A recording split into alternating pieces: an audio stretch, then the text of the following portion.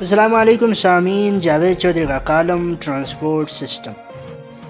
میں نے جیب میں ہاتھ ڈالا اور سارے سکے نکال کر سامنے رکھ دیے۔ میاں شہباز شریف نے 2 پاؤنڈ کا سکہ لیا، مشین میں سکہ ڈالا، مشین سے ٹکٹ نکلا اور ہم بس میں سوار ہو گئے۔ یہ لندن کی آکسفورڈ اسٹریٹ تھی اور ہم کھانا کھانے کے لیے ایجویر اسٹریٹ جا رہے تھے۔ یہ بس انتہائی کشادہ، آرام دہ اور صاف ستھری تھی۔ میں نے شہباز شریف سے پوچھا، میاں صاحب کیا پاکستان میں ایسے بسیں نہیں شروع ہو سکتی؟ انہوں نے تڑپ کر جواب دیا، اگر 12 اکتوبر نہ آتا تو اب تک چل چکی ہوتی۔ میں نے اگلے سوال کے لیے منہ کھولا لیکن ہمارا سٹاپ آ گیا۔ لندن کی سرکاری ٹرانسپورٹ 2 حصوں پر مشتمل ہے۔ پہلا حصہ انڈر گراؤنڈ یا زیر زمین ریلوے سسٹم کہلاتا ہے۔ لندن کے لوگ اسے ٹیوب بھی کہتے ہیں۔ یہ ٹیوب سسٹم زمین کے اندر قائم ہے اور سارا شہر اس کے اوپر آباد ہے۔ یہ سسٹم بھی ایک انتہائی دلچسپ کہانی ہے۔ 19ویں صدی میں برطانیہ کے ایک کاروباری خاندان نے کوئلے کی کانیں خریدی اور کوئلے کی سپلائی شروع کر دی۔ ان لوگوں نے ایک کان خالی کی تو پہاڑ کے اندر مہیب سرنگ بن گئی۔ اس دوران ایک نئی کان دریافت ہو گئی۔ یہ کان اس کان کی بغل میں تھی۔ گوروں نے سوچا، دوسری کان کو نئے سرے سے کھودنے کی بجائے کیوں نہ ہم خالی کان کے اندر سے ایک سرنگ بنائیں اور اس نئے کان کا کوئلہ پرانی کان کے ذریعے باہر نکال لیں۔ ان لوگوں نے خالی کان کے اندر ریل کی پٹڑی بچھائی، اس پٹڑی پر ڈبے لگائے اور کان کے اندر نئی سرنگ بنا کر کوئلہ نکالنا شروع کر دیا۔ اس سارے عمل کے دوران کسی گورے کے دماغ میں آیا، اگر کان کے اندر ریل کا نظام چل سکتا ہے تو یہ سسٹم شہروں کے نیچے کیوں کام نہیں کر سکتا؟ یہ آئیڈیا حکومت تک پہنچا۔ حکومت نے لندن شہر کے نیچے سرنگیں بنائی اور ان سرنگوں میں ریل کا سسٹم شروع کر دیا۔ یوں لندن کا انڈر گراؤنڈ سسٹم شروع ہو گیا۔ یہ سسٹم 1863 میں شروع ہوا تھا اور آج تک چل رہا ہے۔ لندن شہر کے نیچے اس وقت ریل کی 408 کلومیٹر لمبی پٹڑی بچھی ہے اور یہ پٹڑی 275 ریلوے اسٹیشنوں کے ساتھ منسلک ہے۔ اس انڈر گراؤنڈ کے افتتاح کے دن 40,000 مسافروں نے اس پر سفر کیا تھا، لیکن آج روزانہ 30 لاکھ مسافر لندن کے انڈر گراؤنڈ سسٹم میں سفر کرتے ہیں۔ جب ویکینڈ پر ان مسافروں کی تعداد 34 لاکھ ہو جاتی ہے۔ حکومت اس سسٹم کے ذریعے 5 بلین پاؤنڈ سالانہ کماتی ہے۔ حکومت نے 2003 میں انڈر گراؤنڈ بسوں کے نظام سے منسلک کر دیا اور اس سے ٹرانسپورٹ فار لندن یعنی TFL کا نام دے دیا۔ اس نئے نظام کے تحت اب لندن کے مسافر 4 سے 5 پاؤنڈ کا ٹکٹ لے کر 24 گھنٹے تک ٹیوب اور مسافر بسوں کی سہولت سے فائدہ اٹھا سکتے ہیں۔ ان کو اس ٹکٹ کے بعد کسی دوسرے ٹکٹ کی ضرورت نہیں رہتی اور وہ ٹیوب کے کسی بھی روٹ لندن کی کسی بھی بس میں سوار ہو سکتے ہیں۔ انڈر گراؤنڈ سسٹم رات 12 بجے بند ہو جاتا ہے لیکن بسیں 24 گھنٹے چلتی رہتی ہیں۔ چنانچہ لندن میں کسی مسافر کو سفر میں دقت نہیں ہوتی۔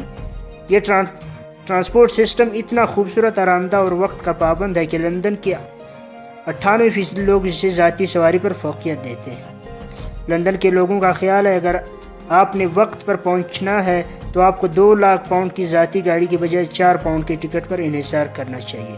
پیرس میں یہ سسٹم میٹرو کہلاتا ہے اور یہ لندن کے انڈر گراؤنڈ کے مقابلے میں کئی گنا خوبصورت، آرام دہ اور سبک رفتار ہے۔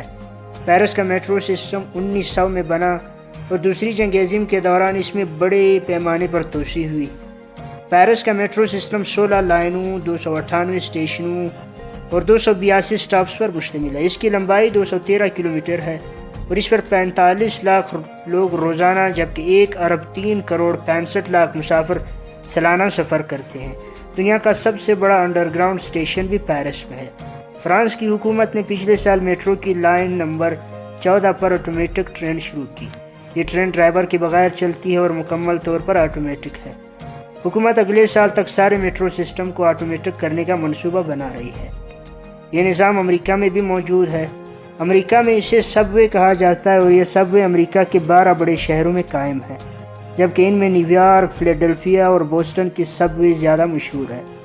امریکہ، کینیڈا اور یورپ کے علاوہ ٹرانسپورٹ کی یہ نظام جاپان، چین اور روس میں بھی موجود ہے اور کروڑوں لوگ روزانہ اس سے استفادہ کرتے ہیں۔ بھارت بھی بڑی تیزی سے انڈر گراؤنڈ سسٹم کی طرف بڑھ رہا ہے اور آپ یہ جان کر حیرت ہوگی، بھارت نے 1950 میں میٹرو پر کام شروع کر دیا تھا۔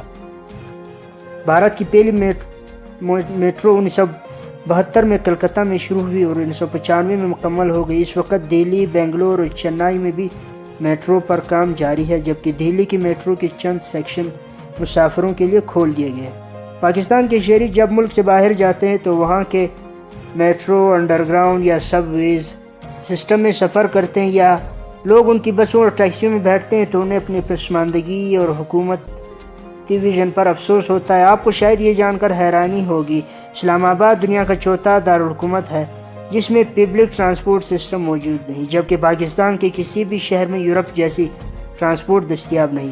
آج سے 20 برس پہلے پاکستان کے 3 بڑے شہروں میں والو بسیں چلتی تھیں اور اضلاعی اور صوبائی سطحوں پر گورنمنٹ کی بس سروس موجود تھی۔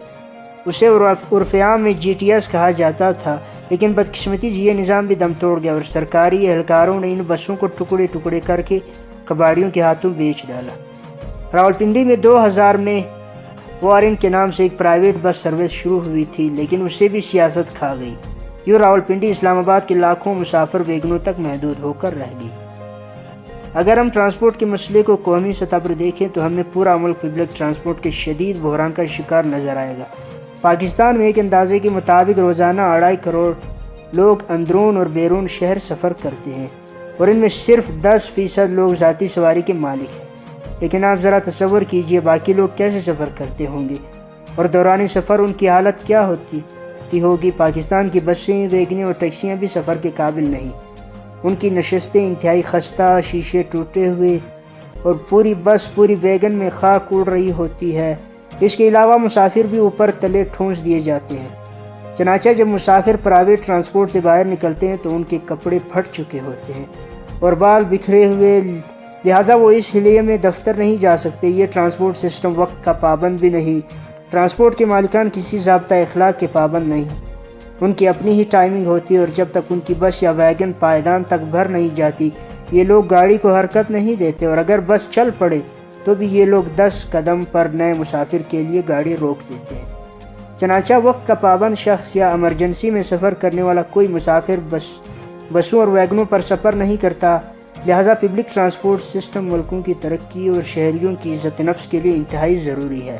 یہ public transport bus service, underground rail system یا مانو ریل صرف عام شہریوں کے لیے سہولت نہیں ہوتی، یہ ملک کا پیٹرول اور ڈیزل کا خرچ بھی بچاتی ہے۔ اس کی وجہ ملک پولوشن سے بھی بچ جاتا ہے اور لوگوں کی نفسیات پر بھی اچھا اثر پڑتا ہے۔ چنانچہ تمام ممالک اس پر نہ صرف سوچ و بچار کر رہے ہیں بلکہ عملی اقدامات بھی کر رہے ہیں۔ ہم لوگ اس معاملے میں برطانیہ سے 150 سال جبکہ فرانس سے 107 سال پیچھے ہیں، لیکن اس کے باوجود ابھی وقت ہمارے ہاتھ سے نہیں نکلا۔ ہم اب بھی ذرا اسی کوشش سے اقوام عالم کے ساتھ شامل ہو سکتے ہیں، لیکن اس کے لیے ضروری ہے حکومت عوامی ٹرانسپورٹ کو بھی اپنی ترجیحات میں شامل کرے۔